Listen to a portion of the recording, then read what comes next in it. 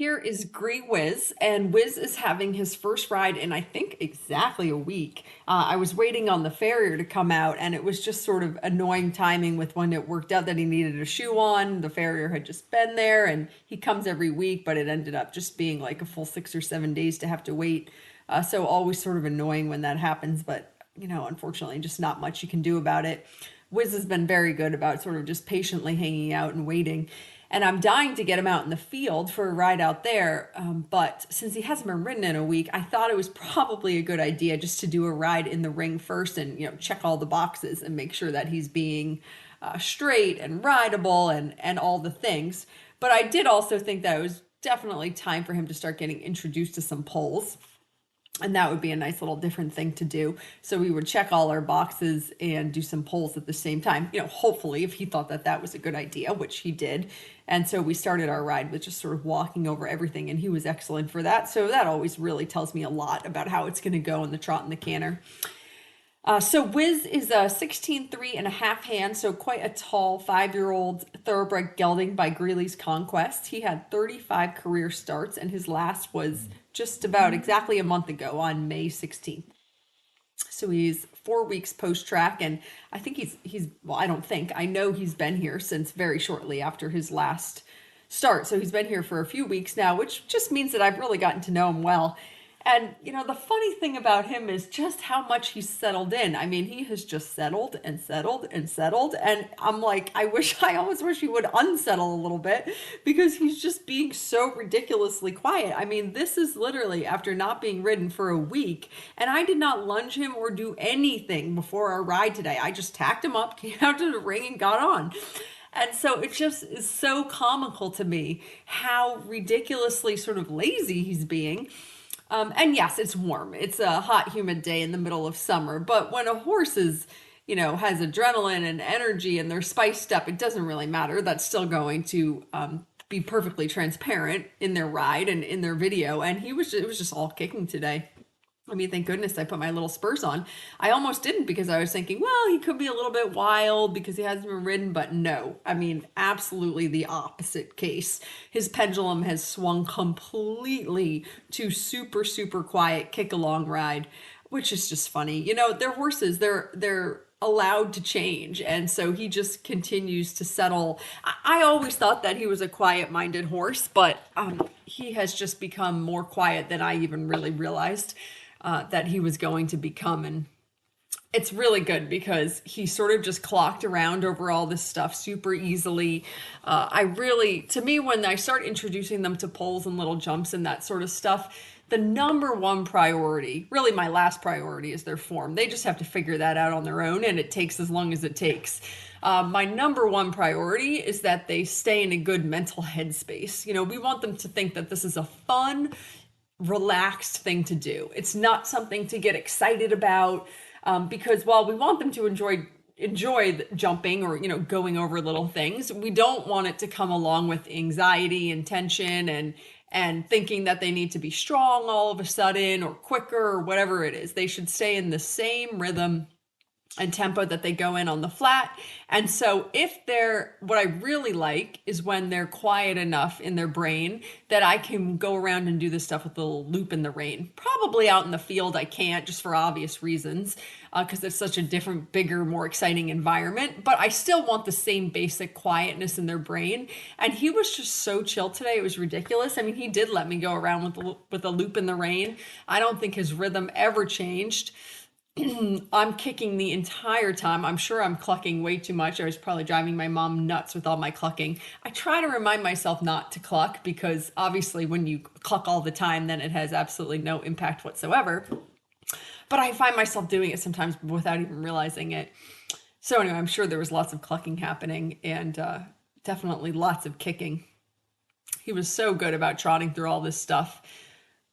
And then this was actually probably the hardest thing I asked him to do, was to come through the actual trot poles. And so that's the first time. And actually, for a first time through trot poles, that was pretty darn good. I mean, he didn't try and dodge left or right. He stayed extremely straight. He didn't do any crazy footwork. Sometimes they'll sort of take one trot step in and then decide that maybe cantering out would be easier. That's a very common path to go down. And he never did that. I mean, but again, it just sort of speaks to his whole energy, which is that we're not going to use more than what's necessary.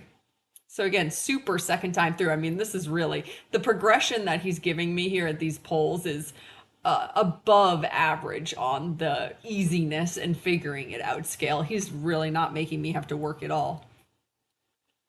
It is not always this smooth.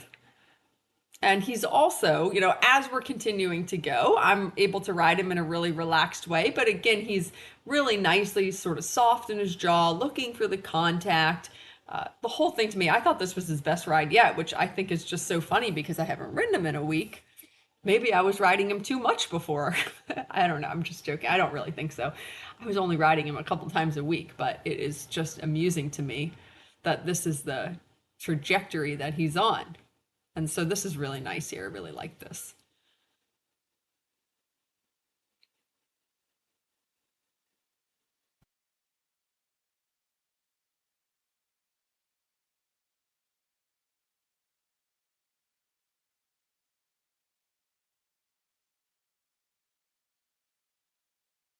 Oh, super.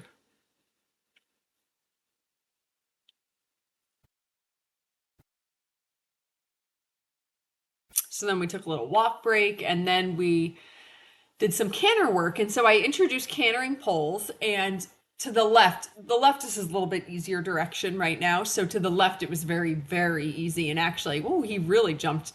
Well, I'm saying jumped. He did make a jumping motion, even though they're just raised poles. He really made a cute little shape and he found it super easy to the left. I thought it was very good. To the right was a little bit harder. I also think he was getting tired by the time we got to the right. Now, one thing that I say a lot when I'm introducing horses to cantering over poles and little jumps is that I try not to push the cantering. Like if they want to break to the trot, I'll be pretty lenient about that at first. But with him, actually, I'm not because one thing that I've been working on with him consistently, which maybe I shouldn't be surprised that he's trending so much towards quiet, is staying in the canter because right there, actually, he just broke out of the canter. So then I had to sort of reorganize and get it back. I guess he is kind of lazy. He will look for a excuse to break to the canter. That was so good though. I mean, just absolutely such nice balance, beautiful shape, super straight. I thought that was brilliant. So anyway, cantering to things, I really sort of insisted that he come in the canter when I asked him to come in the canter, just because for him specifically, he's a little bit lazy about finding ways to wiggle out of the canter whenever he can. So for him specifically, like there, for example, when I tell him that we're cantering, he has to keep cantering because we don't want it to become a really annoying situation where, a year from now, you're still arguing with him about staying in the canter.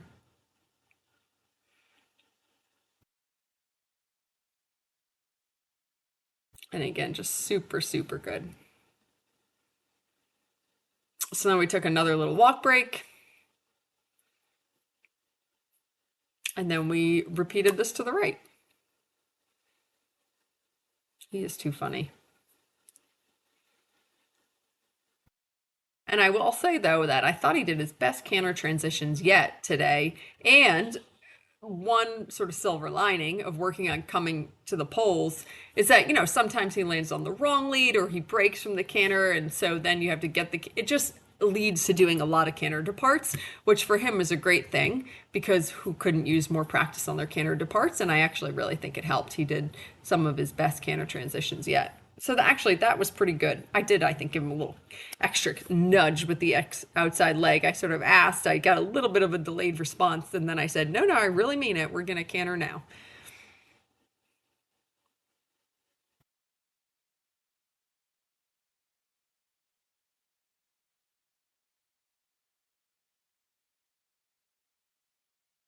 And this horse has a fantastic canter.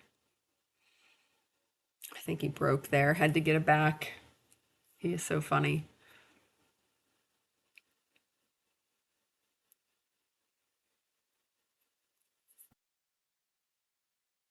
So it's a fine line, insisting that they come in the canter because You don't want them to feel like you're chasing them, of course. We don't want him to think that he's hurried to the jump or the pull or whatever it is.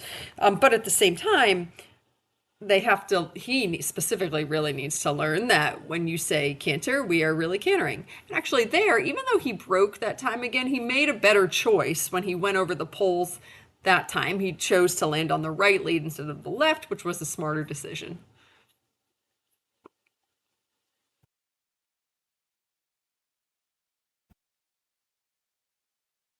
And there, you saw he trotted for a step, but it was less of a break. I was able to immediately get the canter back. And then, of course, that leads to not really coming in a great balance because he just broke for a half a step and then got it back. But I really appreciated the effort that he made to stay in the canter. He stayed straight.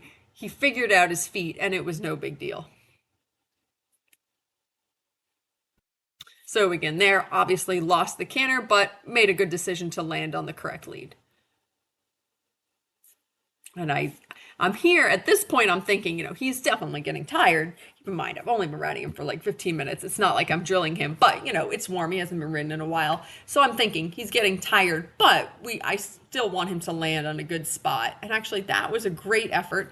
Obviously, a little chip in at the base, but what a great skill for him to start learning right now. And he stayed really straight, and he did it really easily. So at this point, I'm thinking we're going to do this one more time, and then he's going to be done.